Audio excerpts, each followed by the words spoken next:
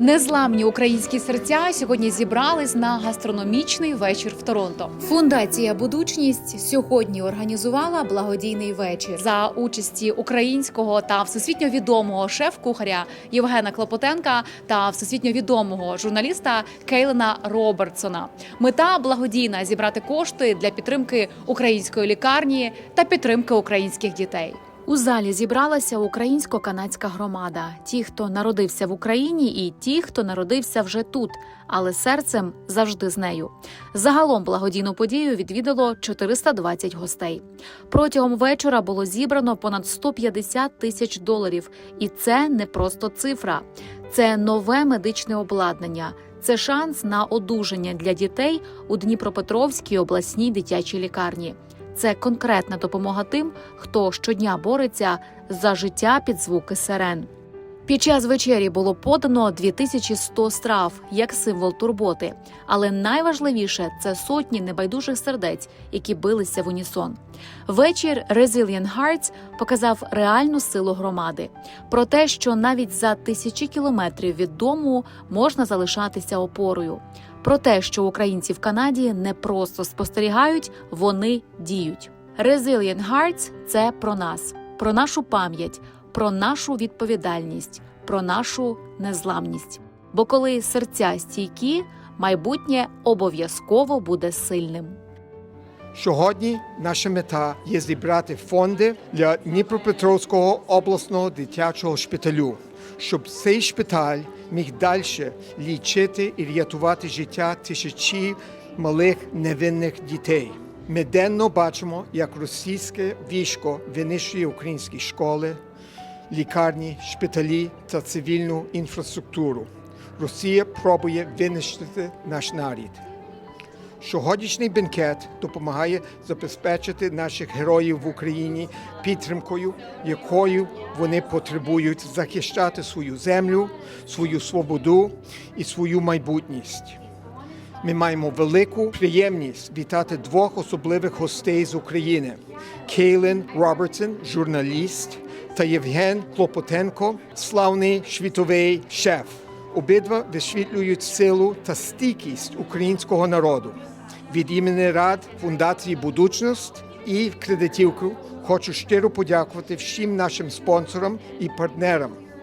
Їхня присутність і щедрість дають змогу, щоб фундація надалі підтримувала важливі гуманітарні та культурні ініціативи в Україні та в Канаді.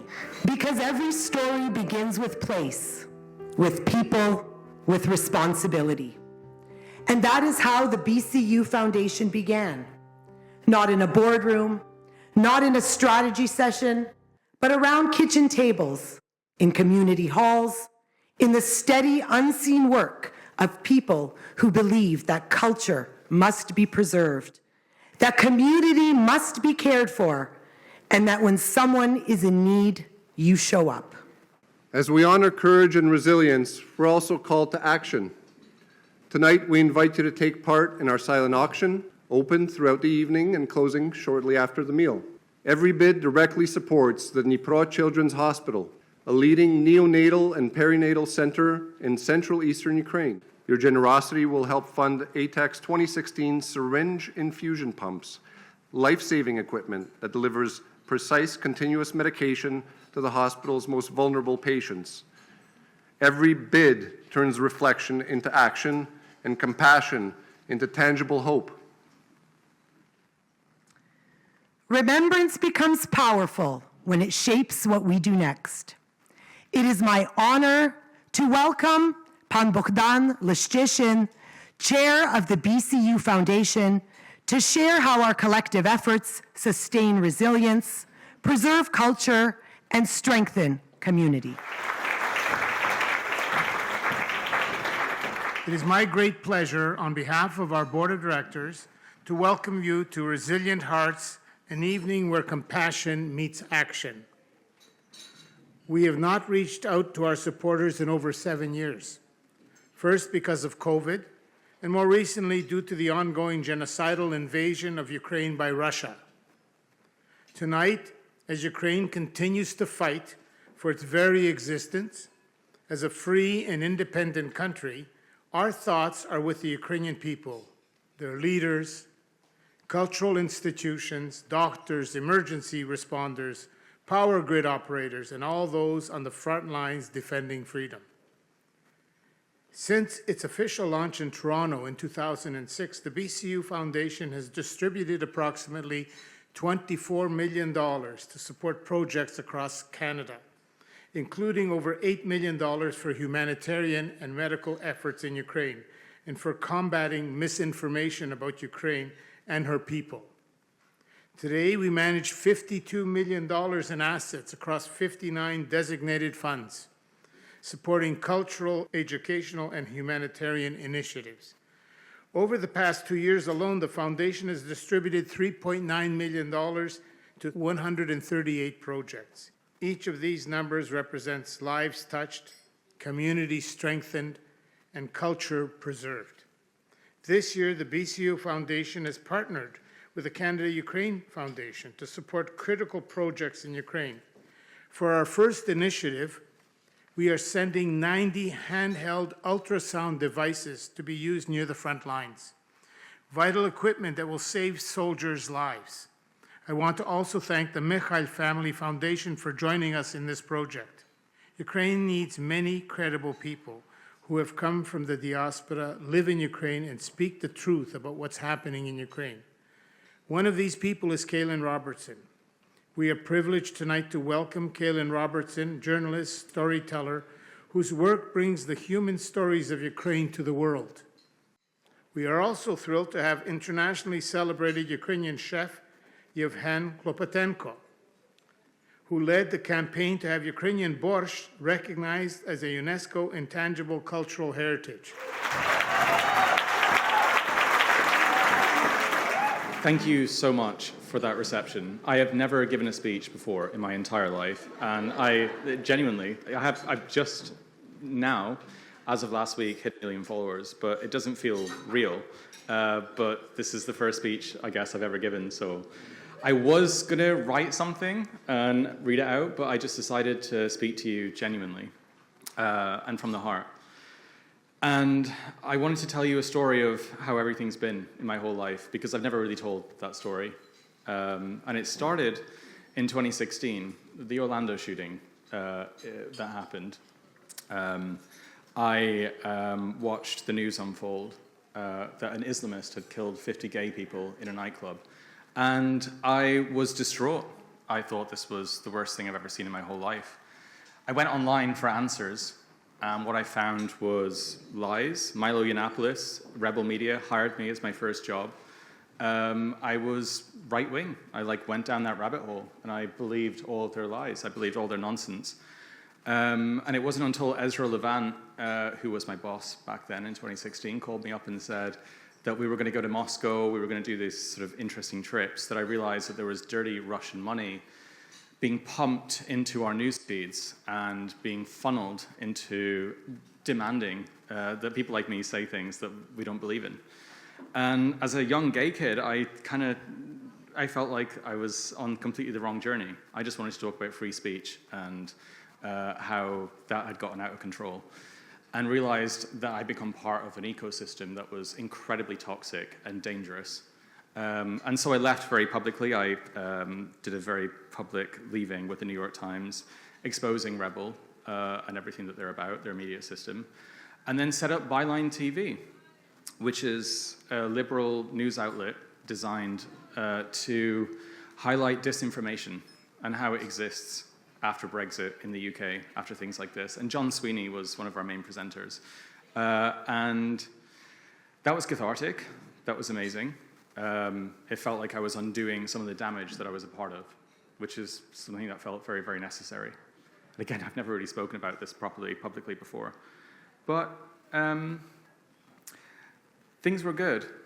And then the war broke out in Ukraine. And John called me, and he said, you have to come here. This is the most important place on the planet. And what Putin is trying to cover up right now is the biggest lie that's ever been told, or at least in the last 100 years in Europe. Lies like this haven't been told in Europe, not since the Nazis tried to cover up the Holocaust. And he said, you need to come here. You're a great storyteller, and you have a camera. So you have those two things that you need.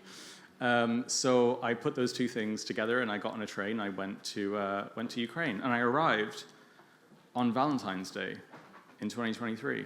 And I was expecting to see a country at war, a country that was lost, a country that was angry. And what I found was a country completely in love with itself. It was beautiful. People were selling flowers in front of sandbags. People were just enjoying themselves outside a Kyiv train station. And I couldn't believe the place that I was arriving in. Genuinely, I guess it was bigotry or something like this. I kind of had written off Ukraine as maybe a bit of a Eastern European, Polish-style Eastern Bloc country. It doesn't really matter. What I found was incredible. Completely incredible. Maybe one of the reasons I'm quite biased is because both my parents are adopted. And I haven't said this again publicly before, but we did a DNA test and we found that both great-grandparents are buried in Odessa. So maybe that's why there's like a connection to this country. But 1+1 are interested in doing like a program about that whole thing. So I think I'll follow that up. But also, I just found a country completely in love with itself and who it is, in a way that the UK has lost, in a way that Ireland has lost, that has confidence and the ability to believe in itself. And Ukraine never deserved war. They never asked for war, and they don't have any place with war. But it's incredible to see somewhere on this planet still have a sense of sensibility. And actually, I was wondering why I felt so crazy since leaving Ukraine. And I feel like it's the only sensible place in the world. When our politicians are going crazy, when you can't have a normal conversation about Russian propaganda or how things are without realizing the actual Russian threat. It makes me realize that I'm in the absolute best place on the planet, and that's a place that understands what is going on in the world, and that's what Ukraine is. But yeah, the last time I was in Canada, I was without followers, I was without any kind of reach, none of this, and it feels very strange to return here and have a reception like this. It's amazing, but it's a reminder that people still care about truth. And I didn't think they did anymore. I mean, I get a lot of views, but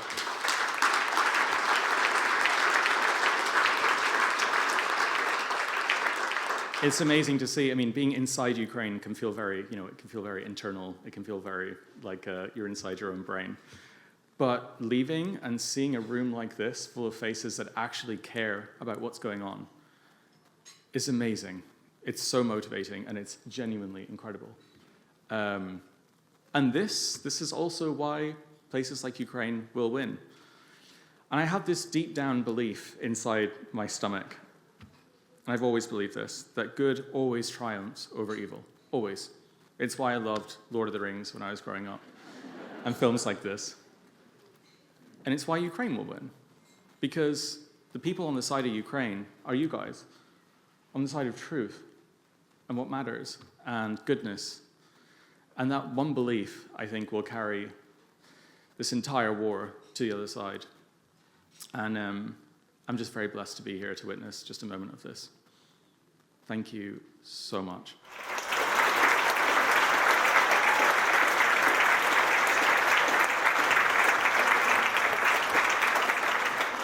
When it is dark, we become light for one another.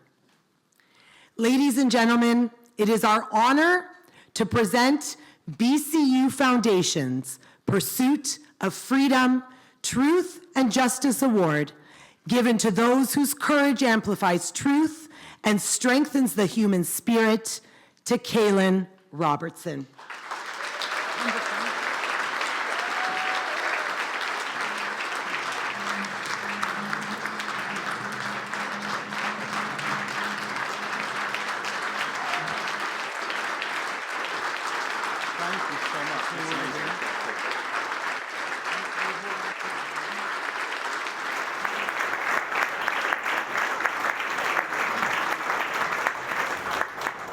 My dear guests, I need to say one thing.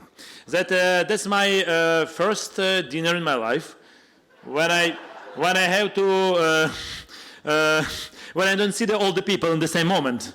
I never been cooking for the 450 people at the same time. The highest number was 100 people, so it's 4.5 times more. When 4 months ago, I got a proposal to come here to cook for the 500 people. I said, okay, 500 people. So first of all, you need to find these 500 people. And now we have a wait list for the 100 people more. So it's first time. But the main thing that is not only for me first time, for you also first time, you will be eating Ukrainian cuisine. I've been to the different countries and I studied a lot of food from all the world, all around the world. And then I ask myself, what you know about Ukrainian gastronomy? I say, so can you call it 10 Ukrainian dishes? And I can answer this question. I can easily call 5 or 6. And then I was thinking, okay, what I don't know. And then I found one book. It's called Енеїда Котляревського.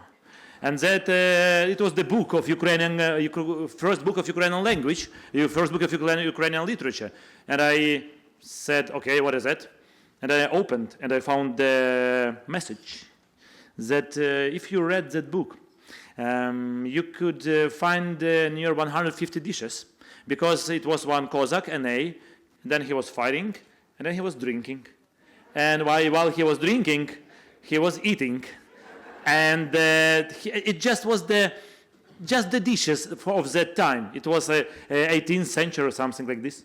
And when I was reading these names of dishes like teteria, putria, hamula, shpundra, I said, is that some illness? Like shpundra, I said, shpundra. Hamula, I said, hamula, what is that?